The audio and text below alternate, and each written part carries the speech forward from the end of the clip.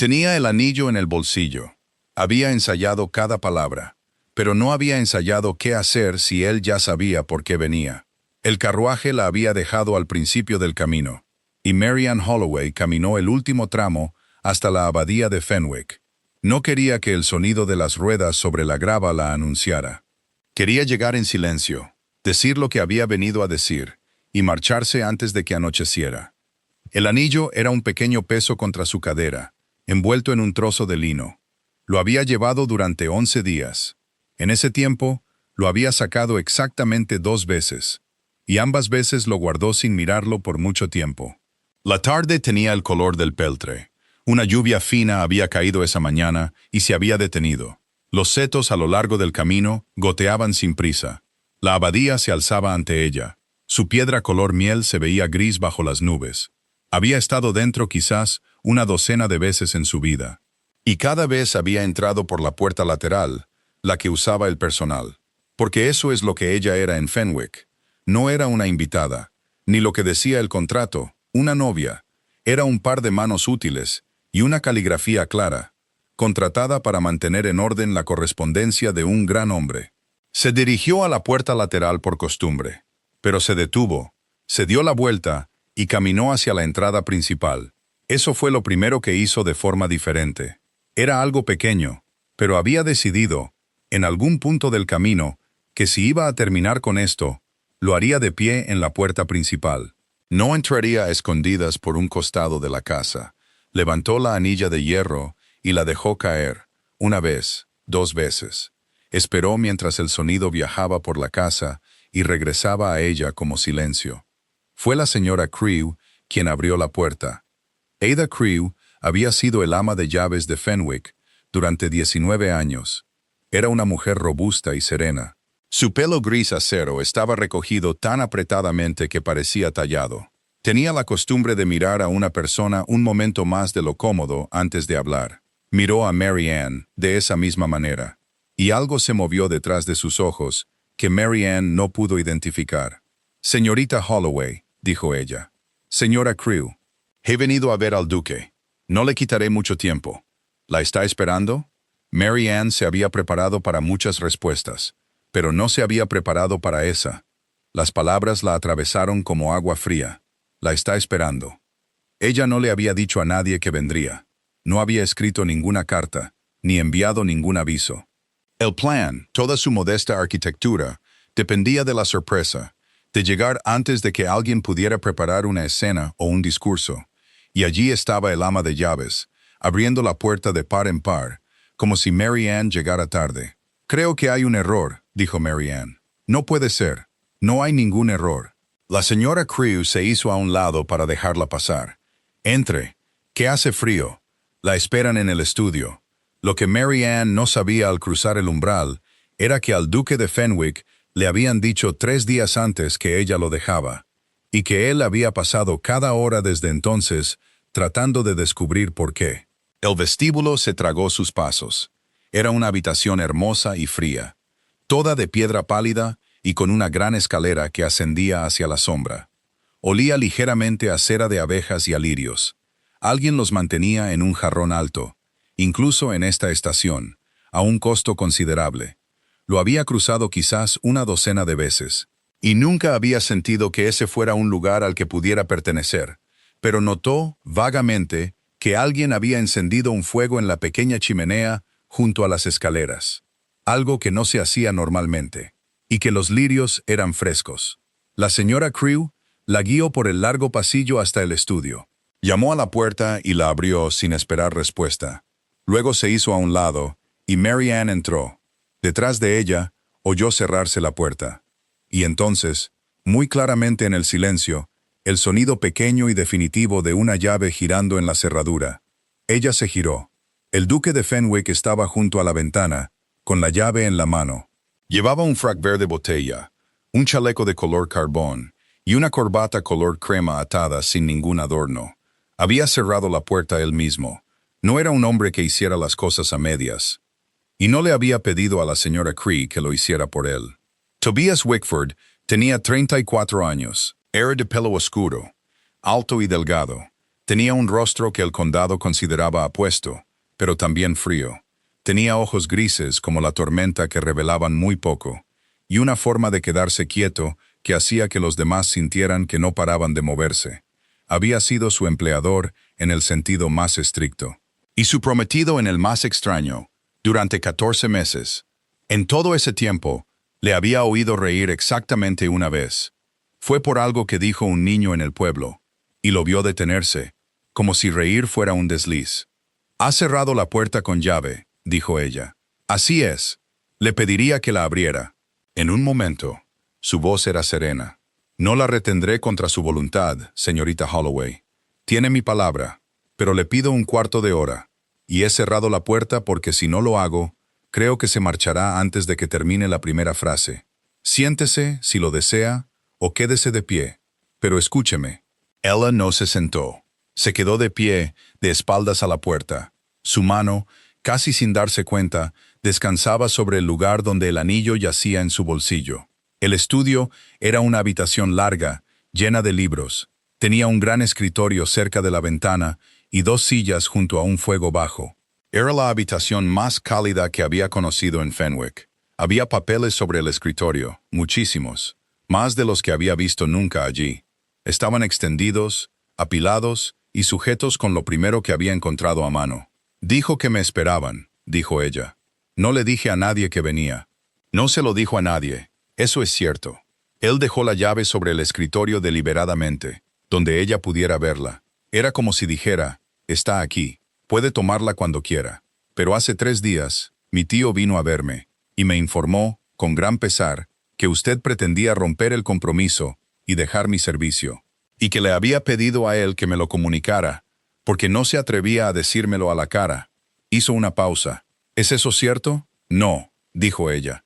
La palabra salió antes de que pudiera sopesarla. «No le pedí nada. No le dije nada». Algo en su rostro cambió. Fue muy sutil. Pero ella había pasado 14 meses leyendo esa cara al otro lado de un escritorio, aprendiendo sus pequeños cambios de humor porque su trabajo dependía de ello. Y vio el cambio, pero no supo qué pensar. «Entonces, a ambos nos han manipulado», dijo él en voz baja. «Siéntese, señorita Holloway. Por favor. Creo que hay mucho que a ninguno de los dos se nos ha permitido saber». Ella no se sentó, pero tampoco se movió hacia la puerta. Para entender por qué Marian Holloway fue a la abadía de Fenwick esa tarde gris, con un anillo envuelto en lino en el bolsillo, hay que retroceder 14 meses. Al otoño en que la situación de su padre cambió, y las certezas de su vida se desmoronaron en silencio. Su padre, Edmund Holloway, había sido el administrador del viejo duque, el padre de Tobias, durante casi 30 años. Era un hombre cuidadoso y honesto, con buena cabeza para los números y horror por el despilfarro. Y había criado a su hija en la finca, en la casa del administrador, al borde del parque, en esa cómoda semi-pertenencia de la hija de un sirviente de alto rango. Cuando cumplió los 20 años, ella llevaba sus libros de cuentas con una letra más clara que la de él, y esperaba que las cosas simplemente siguieran así. Pero no fue así. La salud del viejo duque empeoró.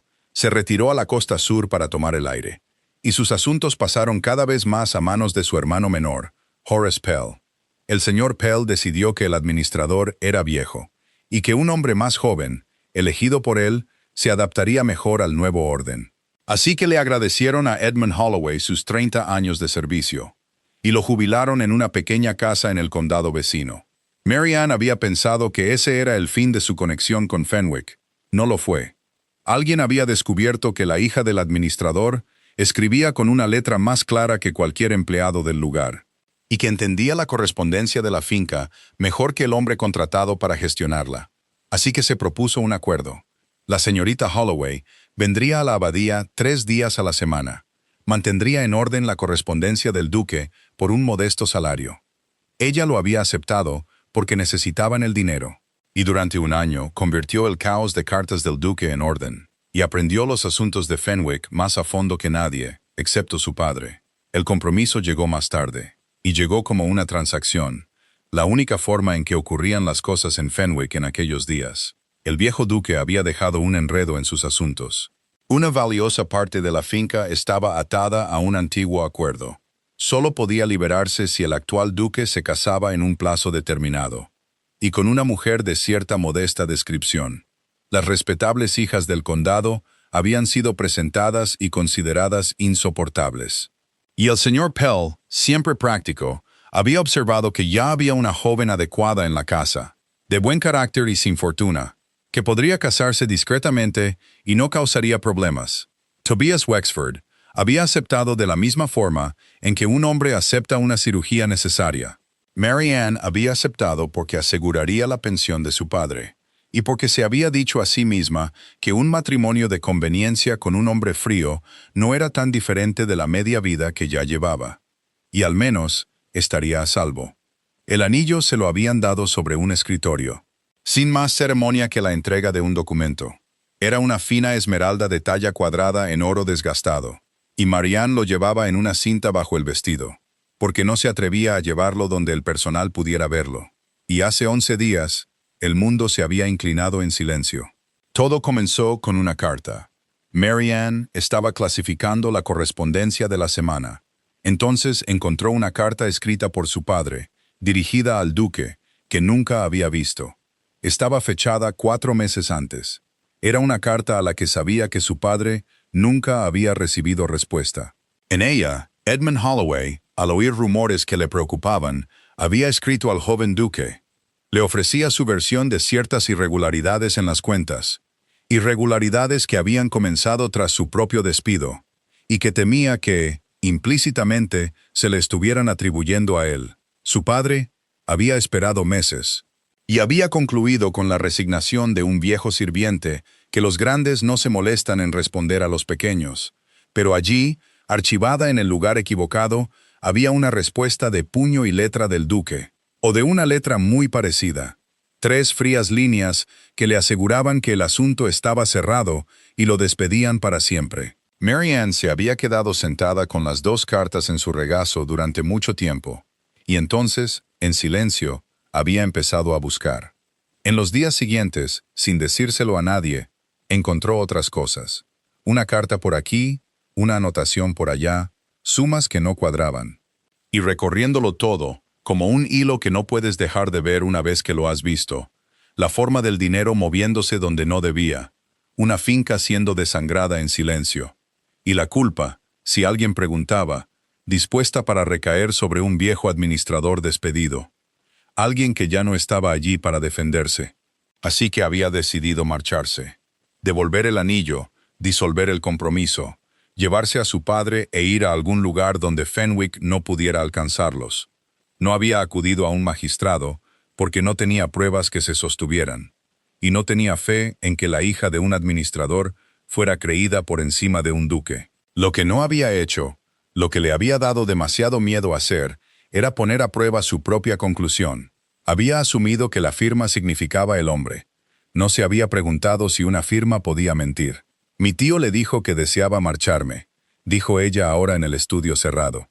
Y yo nunca se lo dije. Entonces, ¿cómo lo supo? Esa, dijo el duque.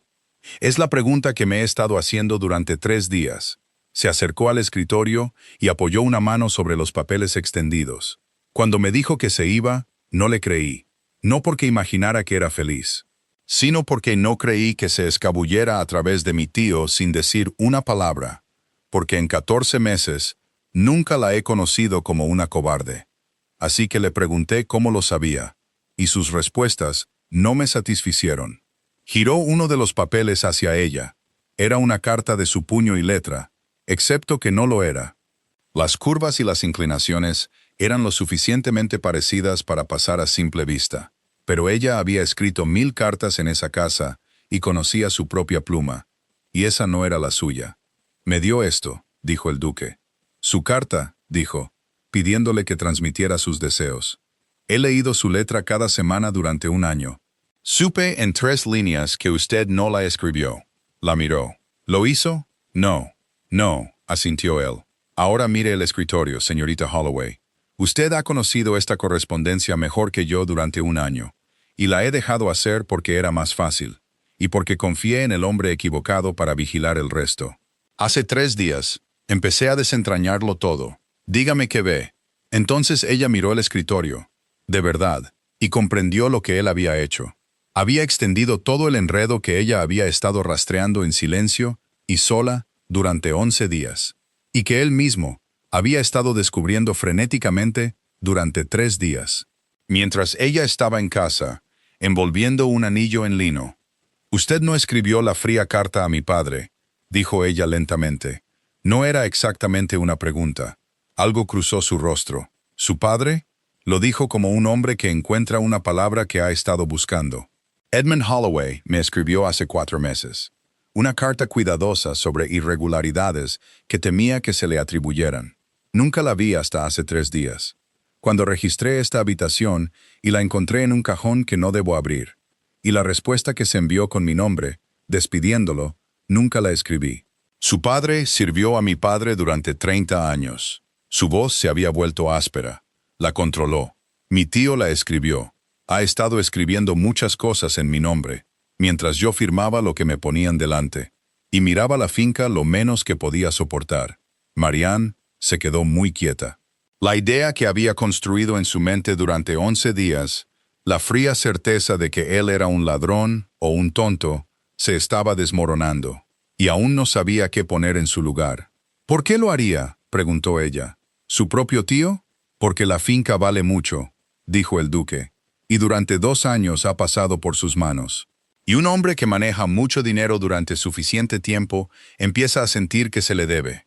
Lo ha estado tomando con cuidado durante años, y arreglando las cosas para que, si alguna vez se descubriera, apuntara primero a un viejo administrador despedido por incompetencia, y luego, si se insistiera, a mí. Un duque descuidado que firmaba lo que le decían. Y cuando usted entró en esta casa y empezó a poner la correspondencia en un orden en el que ya no se podían perder cosas, usted también se volvió peligrosa para él. Él propuso el compromiso, dijo ella. La comprensión llegó mientras lo decía. Él mismo lo propuso. Se sentó en esta habitación y me sugirió a mí. Así es. La boca del duque era una línea dura. Me he preguntado por qué un hombre tan cuidadoso ataría a una mujer inteligente más cerca de la casa que estaba robando. Y creo que no la vio como inteligente. Vio a la hija de un administrador sin fortuna, agradecida y dócil. Alguien que se casaría y nunca se molestaría en entender lo que estaba archivando. Pensó que un salario y un anillo la harían suya. Contenta con firmar y no mirar. Hizo una pausa. Y cuando vio que había encontrado la carta de su padre, que estaba leyendo, y ya no solo archivando, actuó para quitarla de en medio antes de que pudiera hablar. Falsificó su letra. Me dijo que se iba. Arregló que se fuera en silencio y que nunca le creyeran. Porque, ¿qué es la palabra de la hija abandonada de un administrador contra un duque y su respetable tío? La mano de Marianne se había enfriado sobre el anillo en su bolsillo. Tenía razón en que me iba, dijo ella. Vine hoy a devolver el anillo. Pensé que usted era el ladrón. Se obligó a decirlo porque era verdad, y porque estaba harta de las pequeñas deshonestidades de la autoprotección. Encontré las cartas, leí su firma y la creí. Y decidí que no me casaría con un hombre que dejaría que mi padre cargara con sus crímenes. Vine a devolverle el anillo y a llevarme a mi padre lejos de aquí. Ella esperaba que se enfadara. No lo hizo. La miró durante un largo momento, y luego hizo algo que no le había visto hacer en 14 meses. Se sentó pesadamente en la silla junto al fuego, como un hombre que deja caer un gran peso, y se cubrió brevemente los ojos con la mano. Por supuesto que lo hizo, dijo él. Por supuesto que lo creyó. Las cartas lo dicen de mi puño y letra. Las leyó con más cuidado que nadie, y le dijeron que yo era un villano. E hizo lo único decente que le quedaba. Bajó la mano y sus ojos grises, por una vez, no ocultaron nada. Y sin embargo, no fue a un magistrado y no huyó en la noche. Llamó a la puerta principal, me dice la señora Crewe, no a la lateral, y pretendía devolver el anillo y decírmelo a la cara. La mayoría de la gente, creyendo lo que usted creía, habría huido. Usted vino. Mary Ann descubrió que no podía hablar de inmediato. Cerré la puerta. Continuó él más bajo. Porque hace 3 días supe que la única persona en esta casa que entendía lo que se había hecho estaba a punto de desaparecer. Y sabía que si salía por esa puerta creyendo todavía que yo era el ladrón, perdería al único testigo que podía ver lo que yo no había podido probar solo. Me dije a mí mismo que esa era la razón. ¿El testigo? Miró el fuego. No es la única razón, pero no invadiré este momento diciendo el resto. La llave está en el escritorio. Pero antes de que la tome, mire lo que he encontrado y dígame si estoy en lo cierto. Entre los dos, creo que tenemos suficiente para acabar con él. Por un momento, el único sonido fue el del fuego. Luego, Mary Ann cruzó la habitación. Se sentó en la segunda silla y acercó los papeles hacia ella. Inclinó la cabeza sobre ellos. Y comenzó, con la voz serena que él le había oído usar al otro lado del escritorio durante un año, a decirle en qué había acertado y en qué se había equivocado. Trabajaron hasta que anocheció, y la señora Cree trajo velas sin que se lo pidieran. Fue, a su manera, la hora más honesta que Mary Ann había pasado con él. Ya no eran empleador y empleada, ni tampoco los extraños prometidos que habían sido, sino dos personas inclinadas sobre un único problema. Él tenía el contexto general, la familia, los viejos acuerdos, la historia de quién se había peleado con quién. Ella tenía la prueba, el papel, las caligrafías, las fechas. Y mientras lo ponían todo junto, el caso contra Horace Pell se convirtió en algo que podían demostrar línea por línea, con una letra que cualquier hombre honesto podría seguir. Aquí, dijo ella cerca del final, juntando dos cartas. Esta es la que acaba con él. Falsificó su letra lo suficientemente bien como para engañar a un magistrado que no la conocía, pero cometió un error. Podía imitar su caligrafía, no podía imitar su ortografía. Usted escribe la palabra ofensa con C, a la antigua usanza, como mi padre enseñaba a sus empleados. Las cartas falsificadas la escriben con S, todas ellas. Ponga una docena de cartas auténticas junto a una docena de falsificadas, y la C contra la S recorre la página como una costura. No es mi palabra contra la suya, es su propia pluma contra sí misma. El duque miró la costura de Cs y Ss que recorría la página, y luego la miró a ella. Y había algo en su rostro para lo que ella no tenía nombre, y que casi temía nombrar. 1 año, dijo él. Ha estado sentada en la habitación de al lado durante 1 año, y yo lo permití, y nunca entendí lo que tenía. Sacudió la cabeza lentamente. He sido el peor tipo de tonto, señorita Holloway. No del tipo que hace el mal, sino del que deja que se haga el mal, porque mirarlo es incómodo. Mi tío contaba con eso. He sido una gran conveniencia para él. Usted se detuvo, dijo ella. Hace 3 días, se detuvo. Le dijeron algo conveniente, que yo me iba. Y en lugar de aceptarlo, revolvió su propia casa para averiguar por qué. Eso no es un tonto. Es un hombre que esperó 14 meses de más para mirar bien a la mujer de la habitación de al lado, dijo él, y que solo despertó cuando ella estaba a punto de desaparecer. Lo dijo claramente. Y luego pareció sentir que había dicho demasiado, y volvió a los papeles. Y ella lo dejó, porque su propio corazón estaba haciendo algo desconocido, y ella tampoco estaba lista para mirarlo. El ajuste de cuentas con Horace Pell llegó 4 días después, no en un tribunal, sino en la larga mesa del comedor de la abadía, porque el duque deseaba que se hiciera de una manera que su tío no pudiera llamar más tarde un malentendido privado entre caballeros. Lo invitó a cenar, y con él al abogado de la familia, un hombre seco y exacto llamado señor Brace, y al magistrado local, Sir Henry, con un pretexto de vecindad, y le pidió a Mary Ann que estuviera presente, no en la antesala, no como empleada, sino en la mesa, con un vestido azul intenso y claro que la señora Crewe había conseguido de alguna manera, y con el anillo de esmeralda en su mano, por fin, donde cualquiera pudiera verlo. Horace Pell llegó con su levita marrón óxido y su chaleco mostaza, expansivo y tranquilo, un hombre robusto con una sonrisa amplia y fácil, que había pasado 2 años seguro de ser la persona más inteligente de Fenwick. Si le sorprendió ver a Mary Ann en la mesa, lo ocultó bien. Y ella comprendió, al observarlo, que él creía genuinamente que su carta falsificada y su mentira habían funcionado, y que ella estaba allí esa noche, solo como un cabo suelto aún por atar. Lo dejaron hablar durante la sopa. El duque estaba en silencio. lo cual no era inusual en él, hasta que se retiró el mantel. Y entonces dijo, sin levantar la voz, «Tío, he pedido al señor Brace y a Sir Henry que vengan por una razón. Hay un asunto en las cuentas de la finca que pretendo aclarar esta noche». Mary Ann vio cómo la sonrisa fácil aparecía en el rostro de Horace Pell. «Muchacho», dijo cálidamente, «si te han preocupado las cifras, puedes dejarlo. Déjame a mí los asuntos aburridos. No hay nada en las cuentas que no pueda justificar». «Estoy seguro de ello», dijo el duque. «Ese es precisamente el problema». Y entonces, con calma, sin acalorarse, el duque comenzó a exponerlo todo. Habló de sumas. Habló de fechas. Puso la seca confirmación del señor Brace junto a su propio relato, punto por punto. Y la sonrisa del señor Pell se mantuvo, porque nada de eso lo tocaba directamente todavía. Porque un hombre listo siempre puede decir que lo hizo el administrador que convenientemente ya no estaba. «Y en cuanto al administrador», dijo el duque, como si leyera el pensamiento, «mi tío le dirá, Sir Henry, que estas irregularidades se remontan al señor Edmund Holloway, quien gestionó la finca antes que él y fue despedido por ello. Tiene cartas que lo demuestran. Tío, usted tiene esas cartas. Usted mismo me mostró algunas».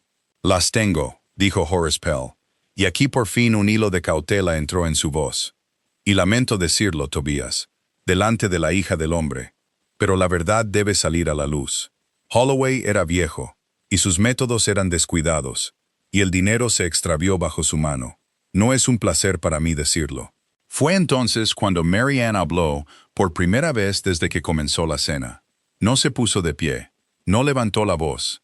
Había aprendido hace mucho tiempo, viendo a su padre tratar con inquilinos enfadados, que la forma más segura de ser escuchada es estar en silencio cuando todos esperan gritos. Sacó de al lado de su plato una delgada carpeta de papeles que ella misma había preparado. La puso sobre el mantel y la giró para que el magistrado pudiera ver. «Sir Henry», dijo ella, «llevé la correspondencia del duque durante un año. Conozco cada letra que escribe a esta casa, y me gustaría mostrarle algo simple». Puso dos cartas, una al lado de la otra. «Esta carta, que despide a mi padre, lleva la firma del duque. El duque le dirá que nunca la escribió, pero no necesita creer en su palabra. Mire la palabra aquí, ofensa. Está escrita con S. Ahora mire esta, una carta que el duque escribió en mi presencia la primavera pasada. La misma palabra, escrita con C, a la antigua usanza, como él la escribe sin falta. La ortografía de un hombre es más leal que su firma, Sir Henry. Un falsificador puede copiar una letra, pero la copia como él mismo, con sus propios hábitos debajo, y estos lo delatan». Pasó las páginas de la carpeta, carta tras carta, las auténticas en una columna, las falsificadas en la otra, y por el centro, página tras página, las Cs contra las Ss en una costura que nadie podía confundir. «Cada carta que difama a mi padre está escrita con la misma mano ajena», dijo, «y no es la del duque. Sir Henry, solo tiene que pedir a cada caballero en esta mesa que escriba la palabra ofensa aquí, ahora, en una hoja en blanco, y sabrá en un minuto qué costumbre coincide con las falsificaciones». El silencio en la habitación era de un tipo que la casa nunca antes había albergado, total y vivo. La amplia sonrisa de Horace Pell no había desaparecido del todo de su rostro, pero había dejado de significar algo. Miró las columnas de cartas, miró al magistrado, que buscaba lentamente papel y pluma, y Mary Ann observó aquello sobre lo que había leído en las viejas cuentas de su padre sobre hombres malos que caían en desgracia. El momento en que la competencia prestada se derrumba. Cuando un hombre que se ha apoyado durante años en el trabajo y el silencio de otros, ve que ambos le son retirados a la vez, y descubre que está de pie sobre la nada. «Esto es absurdo», dijo. «Es un truco de empleada, una falta de ortografía. ¿Colgarían el nombre de un hombre por una falta de ortografía? No», dijo el duque en voz baja. «Lo colgaríamos de su propia pluma, escrita esta noche en esta mesa, frente a un magistrado, junto a las falsificaciones. Solo necesita escribir la palabra, tío. Si su costumbre no coincide, no tiene nada que temer». Horace Pell no escribió la palabra, Se quedó sentado un largo momento con las manos planas sobre el mantel. Luego empujó su silla hacia atrás, y la falsa tranquilidad lo abandonó por completo. Y lo que quedó debajo era pequeño, frío y asustado. Apeló a la sangre, y al padre del duque, y a la locura de confiar en la hija de un administrador por encima de un tío. Y cada apelación cayó en el silencio y murió allí. Sir Henry, un hombre lento y honesto, terminó de escribir la palabra él mismo. La sostuvo junto a la falsificación y la letra auténtica del duque. Luego dobló las tres y las guardó en el bolsillo de su pecho. Y dijo, con el tono de un magistrado que ha tomado una decisión, que pensaba que era mejor que el señor Pell no abandonara el condado por el momento. Lo que siguió llevó meses, y la ley es lenta, y no hay necesidad de recorrerlo todo. Las cuentas de la finca se abrieron al señor Brace, quien encontró cada centavo que el duque y Mary Ann habían rastreado juntos, y mucho más. Horace Pell no fue a prisión porque la familia, por el bien del viejo duque, no presentó cargos penales, pero fue despojado de cada cargo y cada centavo que había tomado. Se le exigió que lo devolviera, y fue enviado a vivir fuera del condado en la oscuridad, lo cual, para un hombre que había amado su propia astucia por encima de todas las cosas, fue su propio tipo de sentencia. Y Edmund Holloway, el viejo administrador, recibió una carta. Estaba escrita por el duque de su puño y letra, con la ortografía antigua, y decía claramente que se le había hecho un grave daño en nombre del duque, y sin el conocimiento del duque, que sus 30 años de servicio habían sido pagados con calumnias, y que el duque estaba avergonzado de ello, y le pedía perdón. Le ofrecía la restauración de su antigua casa y su antiguo puesto. O si prefería su tranquilidad, una pensión establecida más allá del poder de cualquier hombre para revocarla. Mary Ann le llevó esa carta a su padre ella misma, y vio cómo el dolor desconcertado de meses desaparecía de su rostro. Y eso, pensó ella, valía más que todo lo demás. No aceptó casarse con el duque de inmediato.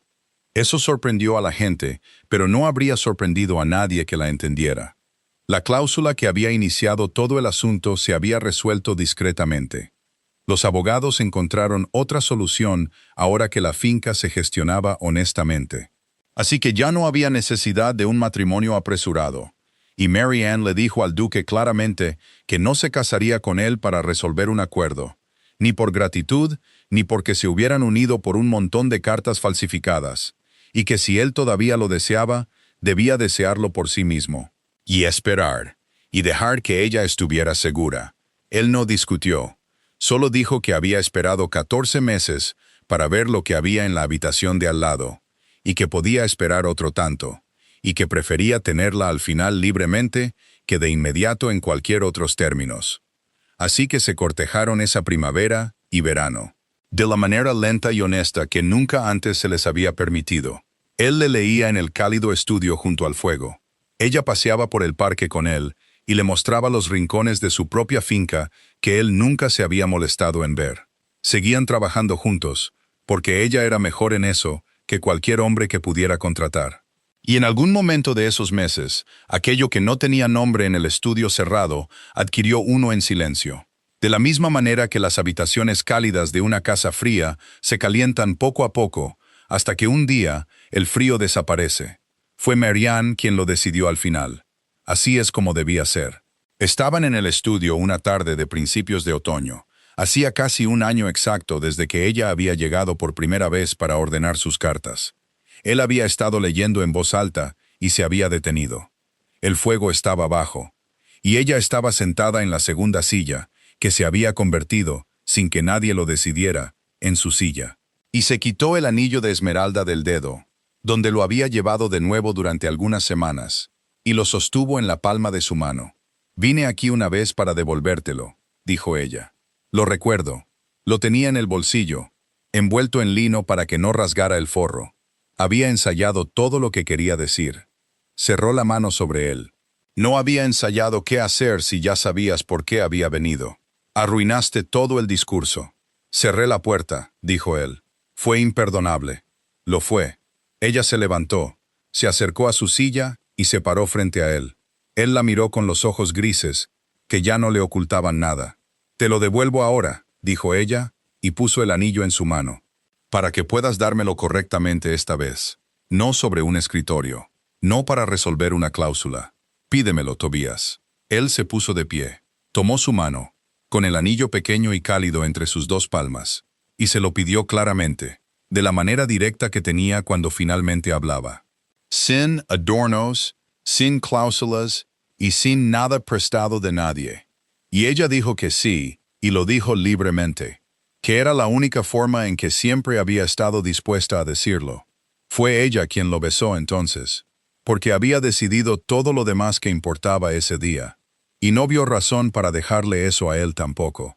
Y el frío duque de Fenwick, de quien el condado decía que había reído exactamente una vez en la memoria viva, fue escuchado por una sorprendida señora Crewe, que pasaba por el pasillo, reír por segunda vez en voz baja, detrás de la puerta del estudio que, esta vez, no estaba cerrada con llave. Se casaron en otoño en la pequeña iglesia de la finca.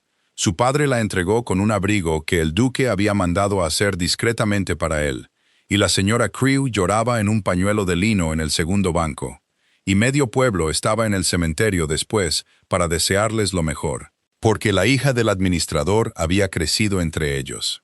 El anillo de esmeralda descansaba en su mano, a la vista de todos. Un año después, en una tarde gris, muy parecida a aquella en la que había subido por primera vez el camino a pie, Marianne estaba de pie junto a la alta ventana del estudio, con la correspondencia de la finca en perfecto orden sobre el escritorio detrás de ella, cada carta archivada donde pudiera encontrarse, y observaba a su marido subir por el camino desde la casa del administrador, al borde del parque, donde había estado sentado una hora con su padre. Él la vio en la ventana y levantó la mano. Ella levantó la suya, y el anillo atrapó la poca luz que había. A veces pensaba en la mujer que había subido por ese camino, con un anillo envuelto en lino y un discurso ensayado, y la fría certeza de que tenía toda la historia correcta. Había estado tan segura. Había leído la firma y creído al hombre, y casi se había dado la vuelta en la puerta y se había ido, llevándose sus pruebas con ella, y dejando que el verdadero ladrón se quedara con la casa. Pero no había huido.